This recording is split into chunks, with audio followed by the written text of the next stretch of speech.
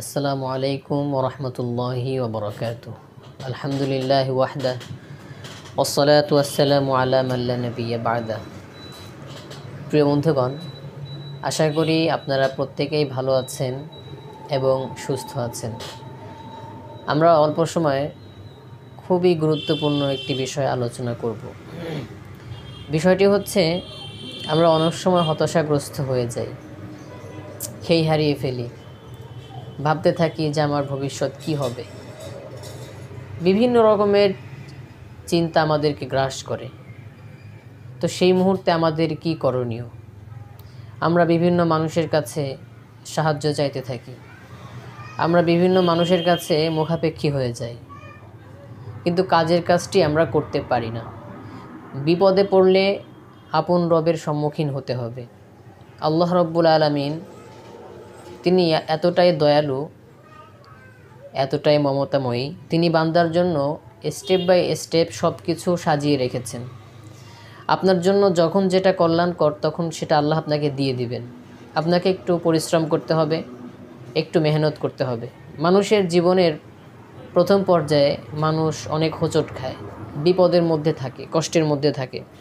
তো সেই মুহূর্তে আল্লাহ তাআলার কাছে আশ্রয় প্রার্থনা করতে হবে। বিশ্বনবী সাল্লাল্লাহু আলাইহি ওয়াসাল্লাম বলেছেন, মানুষের হাতে যা কিছু রয়েছে সেটার দিকে তুমি নজর দিও না, সেটার জন্য তুমি আল্লাহর দিকে অভিমুখী হয়ে যাও। নবী করিম সাল্লাল্লাহু আলাইহি ওয়াসাল্লাম বলেছেন, কোনো মানুষের কাছে কিছু দেখলে তুমি সেটার জন্য আফসোস করবা না, কারণ কোনো কিছু নেই সেটার জন্য আফসোস করা এটা তাৎক্ষণিক দারিদ্রতা। নবী করিম সাল্লাল্লাহু আলাইহি ওয়াসাল্লাম এই কথাই বলেছেন। বিশ্বনবী সাল্লাল্লাহু আলাইহি ওয়াসাল্লাম বলেছেন, যখন তুমি নামাজ পড়বে তুমি মনে করবা এটা তোমার জীবনের শেষ নামাজ।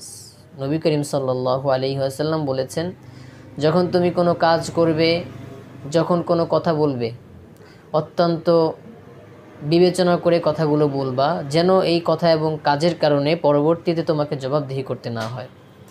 দেখুন, নবী করিম সাল্লাল্লাহু আলাইহি ওয়াসাল্লাম 4টি কথা বললেন। প্রথম 2টি কথা যেগুলো মানুষের কাছে মুখাপেক্ষী হয়ে থাকে, নবী করিম সাল্লাল্লাহু আলাইহি ওয়াসাল্লাম নিষেধ করেছেন। তিনি বললেন, এগুলোর জন্য তুমি আল্লাহর কাছে মুখাপেক্ষী হয়ে যাও। তো আমাদের কি উচিত হবে? মানুষের কাছে ধর্ণা ধরার কোনো প্রয়োজন নেই। উচিত হচ্ছে আমি সলাতুল হাজত পড়ব, মহান আল্লাহ রব্বুল আলামিনের কাছে বেশির থেকে বেশি দোয়া করব, আর নিজের মতো করে চেষ্টা করব।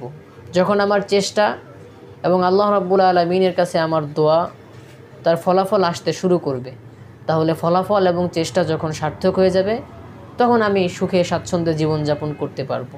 আল্লাহ তাআলা আমাদেরকে পরীক্ষা করেন, ধৈর্যের পরীক্ষা নেন। যদি আমি ধৈর্যের সঙ্গে পরিস্থিতি মোকাবেলা করতে পারি, ইনশাআল্লাহ আমার জন্য অনেক সফলতা সামনে অপেক্ষা করছে। আল্লাহ তাআলা বলেছেন, ইন্না মাআল উসরি ইউসরা, জেনে রেখো নিশ্চয়ই কষ্টের সঙ্গে স্বস্তি রয়েছে।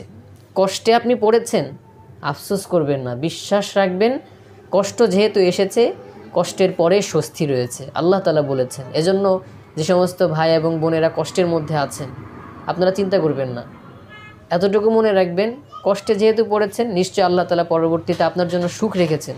এজন্যই আল্লাহ আপনাকে কষ্ট দিয়েছেন। একটু ধৈর্য ধরেন, আল্লাহর কাছে প্রার্থনা করেন এবং নিজের মতো করে চেষ্টা করতে থাকেন। ইনশাআল্লাহ আল্লাহ আপনার কষ্ট দূর করে দিবেন। নবী করিম সাল্লাল্লাহু আলাইহি ওয়াসাল্লামকে আল্লাহ সান্ত্বনা দিয়ে বলছেন, হে নবী, আপনি চিন্তা করেন না, আল্লাহ রাব্বুল আলামিন আপনাকে অতি শীঘ্রই অনেক বেশি দিবেন। ওয়ালা সাউফা ইউতিকা রাব্বুকা ফাতারদা, আল্লাহ তাআলা আপনাকে এত বেশি দিবেন, এত বেশি দিবেন, এত বেশি দিবেন যে আপনি খুশি হয়ে যাবেন। ওয়ালা সাউফা ইউতিকা রাব্বুকা, তোমার রব তোমাকে অতি শীঘ্রই এত বেশি দিবেন যে তুমি খুশি হয়ে যাবে।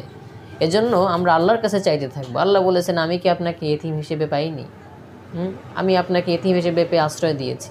ওয়াজাদাকা দাল্লান ফাহাদা, আমি আপনাকে পেয়েছিলাম পথ সম্পর্কে অনবগত, আপনি কোন দিকে যাবেন, কি করবেন আপনি বুঝতে পারছিলেন না।